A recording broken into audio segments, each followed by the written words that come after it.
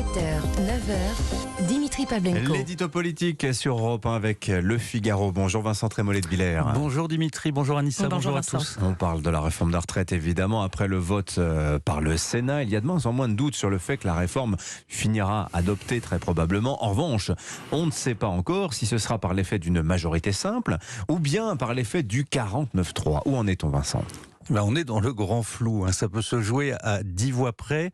La majorité peut compter dans ses rangs sur 250 votes favorables et il lui faut 40 députés LR en soutien.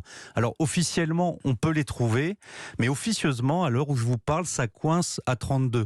Et si on fait et refait les comptes, les réserves sont maigrissimes, d'autant que l'Assemblée, c'est pas une vérité comptable, c'est une vérité humaine. Il peut y avoir un député qui rate son train, un autre cloué au lit, un troisième qui change d'avis sous la pression de ses électeurs.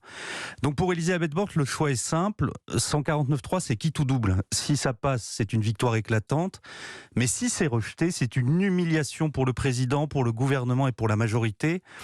Or, la politique, ce n'est pas du poker, on ne fait pas de tapis. Donc, si les comptes en restent là, je vois mal la Première ministre prendre ce risque. Ou plus précisément, je vois mal Emmanuel Macron prendre ce risque, parce qu'à la fin des fins, c'est bien lui qui décidera. Et pourtant, hier soir, Olivier Véran, et on va l'entendre tout à l'heure dans le journal de 8h, le porte-parole du gouvernement a affirmé « Nous ne voulons pas du 49-3 ». Moi, j'y vois un signe de plus qu'on devrait passer par là. En général, quand Olivier Véran dit quelque chose, c'est l'inverse qui se produit. Pour lui, il n'y avait pas de pénurie de masques pendant le Covid, il n'y avait pas de pénurie d'essence quand nos stations étaient à sec au mois d'octobre. Alors il dit maintenant qu'il n'y a pas de pénurie de députés prêts à voter la réforme des retraites. Ça veut donc dire que l'heure est grave. Bon, sérieusement Vincent, le 49-3 représente-t-il un risque pour Emmanuel Macron ? Pour le chef de l'État, le risque c'est l'impopularité. Mais au point où il en est sur cette réforme, un peu plus ou un peu moins d'opposants, c'est secondaire.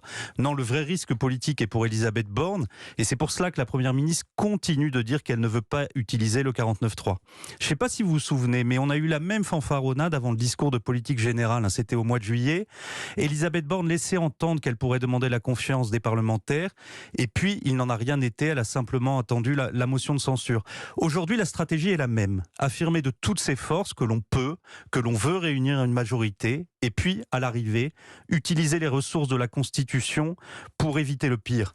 Alors si elle utilise le 49.3, elle sortira affaiblie de cet épisode. Après plusieurs mois de tension dans la rue, au Parlement, dans l'opinion, au gouvernement, il y a un risque réel qu'elle devienne le bouc émissaire d'une loi qui exaspère les opposants sans enthousiasmer ceux qui la soutiennent.